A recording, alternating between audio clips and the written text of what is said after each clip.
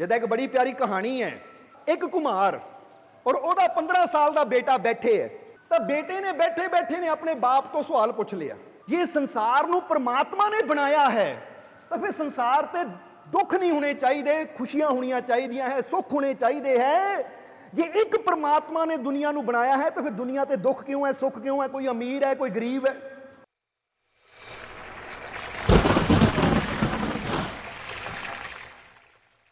ਜਦੋਂ इंसान प्रेम शरदा ਦੇ ਨਾਲ ਚੱਲ ਕੇ ਆਂਦਾ ਹੈ, ਸੰਤਾਂ ਦੀ ਸੰਗਤ ਵਿੱਚ ਬੈਠਦਾ ਹੈ, ਤਾਂ ਫਿਰ ਉਹਨੂੰ ਉਹਦਾ ਲਾਭ ਕੀ ਹੁੰਦਾ ਹੈ? ਸੰਤਾਂ ਦੀ ਸੁਹਬਤ ਵਿੱਚ ਬੈਠਣ ਦਾ ਇਨਸਾਨ ਦੇ ਜੀਵਨ ਤੇ ਅਸਰ ਕਿੱਦਾਂ ਹੁੰਦਾ ਹੈ? ਅੱਜ ਇਸ ਨੂੰ ਥੋੜਾ ਸਮਝਣਾ ਹੈ ਅਸੀਂ, ਔਰ ਇਸ ਦੇ ਬਾਰੇ ਦੱਸਾਂਗੇ ਕਿ ਇੱਕ ਸ਼ਬਦ ਦੇ ਅੰਦਰ ਬੜਾ ਪਿਆਰਾ ਲਿਖਿਆ ਹੈ ਕਿ ਫਕੀरों की सोहबत मुझे जीना सिखाती गई। एक प्रेमी ने बड़ा प्यारा लिखा है कि फकीरों की सोहबत मुझे जीना सिखाती गई, मैं तो एक पत्थर था मुझे देवता बनाती गई। कि अगर इंसान अपने जीवन को देखे, इत्थे इशारा किया मैं तो पत्थर था और मुझे देवता बनाती गई, कि एक वो पत्थर हुंदा है जो तुसी देखते हो कि सड़कों पर पिया हुंदा है, पर एक वो पत्थर हुंदा है जो देवता की मूर्ति बन के मंदिर दे विच रखिया जाता है, जिहदे अगे लोग नमस्कार करते हैं, हथ जोड़ के खड़ते हैं, पूजा करते हैं। हुण की फर्क है उस पत्थर विच जो एक रोड ते पिया होया है, एक सड़क के किनारे पिया होया है, और की फर्क है उस पत्थर च जो एक मंदिर दे विच रखिया गया है, जिहदे अगे लोग हथ जोड़ के खड़े हैं। जरा देखो की फर्क है। फर्क सिर्फ इन्ना है कि जिहड़ा पत्थर मंदिर दे विच पिया है, जिहदी पूजा हो रही है, जिहदे अगे लोग हथ जोड़ के नमस्कार कर रहे हैं, उस पत्थर नूं कोई घड़न वाला मूर्तिकार मिल गया जिसने उस पत्थर नूं ऐसा घड़िया कि वह पत्थर की कीमत कई हजार गुना वध गई। इसी तरह अगर इंसान भी अपने जीवन नूं देखे तो इंसान दे जीवन की कीमत भी कदों वधदी है जदों इंसान दे अंदर कुछ खास गुण पैदा हुंदे है, कुछ खास खूबियां पैदा हुंदियां है, वो ज्ञान पैदा हुंदा है, तो फिर इंसान की कीमत भी कई गुना वध जाती है। क्योंकि जिन्ने गुण वधदे चले जाते हैं, जिन्ना ज्ञान वधदा चला जाता है, जिन्नी समझ वधदी चली जाती है, उन्नी इंसान की कीमत भी वधदी चली जाती है। इहनूं दुनियावी तौर पर इदां भी समझ सकते हैं कि एक नौजवान है जिन्हें 5 पास किए है, यानी वो को 5वीं का सर्टिफिकेट है, और एक नौजवान है जिन्हें BA पास की हुई है, फिर एक तो भी अगे आ जाता MA, किसी ने MBBS की हुई है। यानी जिन्नी नॉलेज बढ़ती गई, ज्ञान बढ़ता गया, उसकी कीमत भी उन्नी बढ़ती गई। क्योंकि 5वीं वाले ने 5 पढ़िया है तो उन्होंने हिसाब नाल काम मिलना है, तो जिन्हें +2 की उन्होंने हिसाब नाल, जिन्हें BA की उन्होंने हिसाब नाल, जिन्हें MBBS की हुई है उन्होंने हिसाब नाल। ये तो दुनियावी नॉलेज की गल की है सी कि दुनियावी ज्ञान जो बढ़ता है तो इंसान की कीमत बढ़ती चली जाती है। तो जदों नॉलेज के नाल नाल अंदर गुण भी बढ़ते जाएंगे, खूबियां भी बढ़दियां जाएगियां, अच्छाइयां भी बढ़दियां जाएगियां, तो फिर इंसान दे जरा गौर करना, गुण बढ़न दे नाल वो तो अनमोल हो जाता है। क्योंकि डिग्री तो हर कोई ले सकता है। हुण कई बार देखा है कि कईयां को डिग्रियां तो बहुत बड़ियां बड़ियां हुंदियां है, पर अंदर अच्छाई नहीं हुंदी। शायद पिछे जे तुसी पढ़िया होगा, एक डॉक्टर है कि जिन्हें डिग्री तो वो डॉक्टरी दी है, MBBS किया होया, हॉस्पिटल भी खोले हुए है, पर रिपोर्ट की सामने आई कि उन्हें कईयां दी किडनियां कढ़ के बेचियां, किडनियां यानी गुर्दे कढ़ के बेचे। हुण इहदा मतलब डिग्री तो बड़ी है पर अंदर गुणा की कमी है, अंदर अच्छाई की कमी है, अंदर करुणा की कमी है, अंदर दया की कमी है।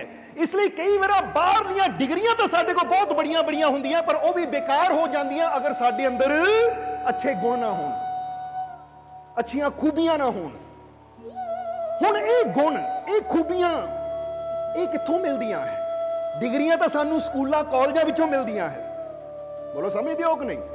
डिग्री लैनी होवे सानू स्कूल जाना पैंदा है, कॉलेज जाना पैंदा है, यूनीवर्सिटी जाना पैंदा है, पर जे गुण लैणे होण, अच्छाई दे गुण, प्रेम दे गुण, करुणा दे गुण, दया दे गुण, तो फिर ये गुण तो सानू फकीरां, संतां, गुरुआं, रहबरां दी ਸੋਬਤ ਵਿੱਚ ਬੈਠ ਕੇ ਹੀ ਪ੍ਰਾਪਤ ਕਰਨੇ ਪੈਂਦੇ ਹੈ, ਕਿਉਂਕਿ ਅੱਛੇ ਗੁਣ ਸਾਨੂੰ ਉੱਥੋਂ ਹੀ ਮਿਲ ਸਕਦੇ ਆ ਜਿੱਥੇ ਉਹ ਗੁਣਾਂ ਦਾ ਭੰਡਾਰ ਹੋਵੇ। ਜਦ ਅਸੀਂ ਕਈ ਵਾਰ ਦੱਸਦੇ ਆ ਨਾ ਕਿ ਜੇ ਬੰਦੇ ਨੇ ਸਵਰਨ ਖਰੀਦਣਾ ਹੋਵੇ ਤਾਂ ਉਹਨੂੰ ਸਵਰਨਕਾਰ ਯਾਨੀ ਸੁਨਿਆਰ ਕੋਲ ਹੀ ਜਾਣਾ ਪੈਂਦਾ, ਕਿਉਂਕਿ ਪਤਾ ਇੱਥੇ ਅਵੇਲੇਬਲ ਹੈ, ਇੱਥੇ ਮੌਜੂਦ ਹੈ। ਤਾਂ ਜੇ ਇਨਸਾਨ ਨੇ ਮੈਡੀਸਨ ਲੈਣੀ ਹੋਵੇ ਤਾਂ ਉਹਨੂੰ ਮੈਡੀਕਲ ਸਟੋਰ ਤੇ ਜਾਣਾ ਪੈਂਦਾ, ਕਿਉਂਕਿ ਪਤਾ ਇੱਥੇ ਮੌਜੂਦ ਹੈ। ਤਾਂ ਜੇ ਅਸੀਂ ਪ੍ਰਭੂ ਦੇ ਘਰ ਦੀਆਂ ਉਹ ਦਾਤਾਂ ਲੈਣੀਆਂ ਹੈ ਜੋ ਸਾਨੂੰ ਪ੍ਰਭੂ ਨਾਲ ਜੋੜਦੀਆਂ ਹੈ, ਜਿਹਨੂੰ ਪ੍ਰੇਮ, ਕਰੁਣਾ, ਦਇਆ ਕਿਹਾ ਗਿਆ ਹੈ, ਅੱਛਾਈ ਕਿਹਾ ਗਿਆ ਹੈ, ਤਾਂ ਫਿਰ ਉਹ ਸਿੱਖਿਆ ਲੈਣ ਵਾਸਤੇ ਵੀ ਸਾਨੂੰ ਉਸ ਜਗ੍ਹਾ ਜਾਣਾ ਪੈਂਦਾ ਹੈ ਜਿੱਥੇ ਉਹ ਰੱਬ ਦੇ ਪਿਆਰੇ ਬੈਠੇ ਉਹ ਚੀਜ਼ ਸਮਝਾ ਰਹੇ ਹੈ। ਇਸ ਲਈ ਸਾਡੇ ਜੀਵਨ ਦੇ ਵਿੱਚ ਸੰਤਾਂ, ਗੁਰੂਆਂ, ਰਹਿਬਰਾਂ ਦਾ ਕਿੰਨਾ ਹੋਣਾ ਜ਼ਰੂਰੀ ਹੈ, ਉਹ ਇਸ ਸ਼ਬਦ ਦੇ ਅੰਦਰੋਂ ਹੀ ਪਤਾ ਲੱਗ ਜਾਂਦਾ ਹੈ ਕਿ ਮੁਰਸ਼ਦ ਕੀ सोहबत या फकीरों की सोहबत मुझको जीना सिखाती गई। सोहबत कह दिंदे संगत नूं कि जदों असीं फकीरां दी सोहबत च बहिंदे हां, फकीरां दी संगत विच बहिंदे हां, तां फकीरां दी संगत विच बैठण दे नाल ही सानूं जीण दी कला आंदी है।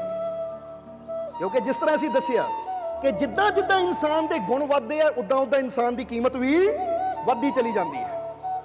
जिद्दां एक बड़ी प्यारी कहानी है कि एक बार एक कुम्हार और ओदा 15 साल का बेटा बैठे है। कुम्हार अपना चाक दे उपर लगा है बर्तन बनाने वास्ते, चाक दे उपर लगा है बर्तन बनाने वास्ते। तो बेटे ने बैठे बैठे ने अपने बाप तो सवाल पूछ लिया, कहता पिता जी मैनू एक गल दसो। बाप ने कहा बेटा बोल किहड़ी गल है? वो कहता मैं दुनिया नू देखदा, संसार नू देखदा हां मैं कि संसार दे ऊपर कोई गरीब है, कोई अमीर है, कोई दुखी है, कोई सुखी है। ये किस तरह? ये संसार नू परमात्मा ने बनाया है तो फिर संसार ते दुख नहीं होने चाहिए, खुशियां होनी चाहिए है, सुख होने चाहिए है। जे एक परमात्मा ने दुनिया नू बनाया है तो फिर दुनिया ते दुख क्यों है, सुख क्यों है, कोई अमीर है, कोई गरीब है, ये क्यों है? जदों इन्नी गल बेटे ने कही तो उस वेले उस कुम्हार ने अपने बेटे नू समझाने दे वास्ते कहा कि बेटा जे कोई दुखी है, कोई सुखी है, कोई अमीर है, कोई गरीब है, तो इस परमात्मा का कोई दोष नहीं है। कहना महाराज, कहता पिताजी की मतलब? ये प्रभु ने बनाया है तो फिर ओदा दोष नहीं, किहदा दोष है? तब उसले बाप ने कहा बेटा इधर आ, तेन मैं अपने तरीके नाल समझांदा। कह के कोल जिहड़ी मिट्टी पई हुई सी, कुम्हार ने अपने बेटे नू कहा मिट्टी नू देख, इस वेले ये मिट्टी हाले मैं पानी ला के मिक्स की हुई है, यानी इनू तैयार किया बर्तन बनाने वास्ते। हुण बेटा अगर ये मिट्टी की कीमत नू देखिए तो हाले ये मिट्टी की कोई कीमत नहीं है, क्योंकि हुण तुसीं देखदे हो जंगलों च मिट्टी है, जमीन ते मिट्टी है। हुण जे कहो उस मिट्टी नू इकट्ठी कर लो, थाल च पा लो, उस मिट्टी नू परात विच पा लो, पुछो इहदी की कीमत है, तो किसी ने कहना की कीमत दे, मैं मिट्टी की कीमत, इदां दीयां परातां तो मैं कई भर लूं, लै जा परे। पर उही मिट्टी नू जदों कुम्हार पानी पा के तैयार करके उसे मिट्टी का बर्तन बना के तुहाडे सामने रख दिंदा है, तो फिर तुसी वो बर्तन नू पैसा दे के खरीदते हो, क्योंकि हुण तुहानू पता है इसकी कीमत पै गई है। जे घड़ा है तो वो उस हिसाब नाल कीमत है, जे प्याला है तो उस हिसाब नाल कीमत है, यानी जिद्दां दा बर्तन होएगा फिर वो साइज के हिसाब नाल ओहदी कीमत होएगी। सो कुम्हार यही चीज समझा रहा है कि बेटा ये मिट्टी है, हाले इसकी कोई कीमत नहीं है, जे इनू बाजार च बेचण जाएगा ये बिकनी नहीं है। पर हुण देख इसी मिट्टी नू जदों मैं चाक ते रख के इहदा बर्तन बनांदा, किसी का घड़ा बना दिता, किसी का गिलास बना दिता, किसी की कोली बना दी, किसी की थाली बना दी, क्योंकि पहले समझ मिट्टी के बर्तन हुंदे सी। हुण जिद्दां जिद्दां मैं इनू आकार देई जाना है, जिद्दां जिद्दां मैं इनू बनाई जाना है कि जिहड़ा बर्तन जिन्ना बड़ा होएगा उहदी कीमत भी उन्नी ज्यादा होएगी। जवाब दो की होएगा? जिहड़ा बर्तन जिन्ना बड़ा होएगा उहदी कीमत भी उन्नी ज्यादा होएगी। हुण बेटा समझ ले कि मिट्टी परमात्मा ने बनाई है, पर ये मिट्टी नू चाक ते मैं किहड़ा रूप देना है, किहड़ा आकार देना है, और जे मैं जिद्दां दा इहनू रूप देना, आकार देने की कीमत उदां दी पै जानी है। हुण इहनू आकार देना मेरा काम है, ये परमात्मा ने मेरे ते छड्डिया है, ये परमात्मा ने अपने ते नहीं छड्डिया, यानी अपने हथ च नहीं रखिया कि मैं मिट्टी बनाई है तो मैनू मजबूर करे। रब कहे कुम्हार मिट्टी मेरी है तो तू सिर्फ घड़े ही बना सकदा है, थाली नहीं बना सकदा, प्याला नहीं बना सकदा, कोली नहीं बना सकदा, सुराही नहीं बना सकदा। नहीं, वो आज़ादी परमात्मा ने मैनू दिती हुई है कि मैं किहड़ा बर्तन बनाना है। मिट्टी ओदी है पर इनू मैं की बनाना है। हुण ये मेरी समझ है कि मैं वो भी चीज़ बना सकदा जिहदी कीमत ज़्यादा होवे तो मैं वो भी बना सकदा जिहदी कीमत थोड़ी होवे। ये मेरे ते है। लड़के ने कहा हाँ पिता जी ये तो गल सही है। कहता बस बेटा फिर इसी तरह परमात्मा किसी नूं दुख या सुख नहीं दिंदा। दरअसल परमात्मा सानू सारिਆਂ ਨੂੰ जिंदगी दिंदा है। परमात्मा सानू सारिਆਂ ਨੂੰ की दिंदा है? ये जीवन दिंदा है, ये जिंदगी दिंदा है। हुण उस जिंदगी नूं असीं किहड़ा आकार देना है, किद्दां दा असीं बनाना है, ये परमात्मा ने साडे ते छड्डिया है। यानी इहनूं इदां समझ लो कि जिंदगी रब ने तुहानूं दे दित्ती। हुण इह जिंदगी नूं तुसीं अच्छा बनाना है, जिंदगी नूं बुरा बनाना है, जिंदगी नूं नेक रास्ते चलाना है, जिंदगी नूं बुरे रास्ते चल के खत्म करना है। ये परमात्मा ने तुहाडे ते छड्डिया है।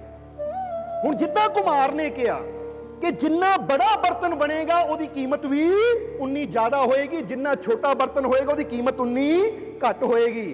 हुण इत्थे एक गल थोड़ा बरीकी नाल समझण वाली है, इहनूं थोड़ा बरीकी नाल समझ लो कि उत्थे तां कुम्हार है बर्तन बनाउण वाला, पर इत्थे परमात्मा ने तुहानूं जिंदगी दित्ती है ते इस जिंदगी दे कुम्हार तुसीं आप हो। हुण तुसीं अच्छी करनी करके अपने दिल नूं इन्ना बड़ा बना सकते हो, क्योंकि जिहदा दिल जिन्ना बड़ा, जिहदे गुण जिन्ने बड़े, उहदी कीमत उन्नी ज़्यादा। तो जिहदा दिल जिन्ना छोटा होवे, जिहदे गुण जिन्ने थोड़े होण, उहदी कीमत भी उन्नी ही घट हुंदी है। इसलिए जीवन देना परमात्मा का काम है, जिंदगी देनी परमात्मा का काम है, पर हुण इस जिंदगी नूं आकार की असीं देना है, वो इंसान का काम है। ताही तो तुसीं देखदे हो कई संतां दी संगत विच बह के अच्छे गुण लैके अपने जीवन को अच्छा बना लेंदे है, तो कई ठेकियां ते बह के, जुआ घर च बह के, माड़ी जगह बह के, नशे लवा के, बुरे काम करके अपने जीवन नूं खत्म करके बह जाते हैं। हुण ये ऑप्शन रब ने तुहाडे ते छड्डी हुई है कि चंगी जगह बैठ के अपने गुणां नूं वधा के अपनी कीमत नूं वधाना है, या माड़ी जगह बैठ के अपने गुणां नूं घटा के अपनी जिंदगी नूं खत्म करना है। ये बंदे ने चुनाव करना है। समझदे हो कि नहीं? इसलिए परमात्मा जीवन च सानू मौका दिंदा है, अवसर दिंदा है कि अगर मैं तेनू ये जिंदगी दिती है, जीवन दिता है, तो फिर प्यारिया ऐसे संतां फकीरां दी सोबत विच बैठ जेड़े तेरे जीवन नू अच्छा आकार दे सकन, जेड़े तेरे जीवन नू अच्छा बना सकन, तेरे अंदर अच्छे गुण पैदा हो सकन। क्योंकि जिन्नी तेरे अंदर अच्छाई बढ़ती चली जाएगी, उन्नी तेरी कीमत भी बढ़ती चली जाएगी।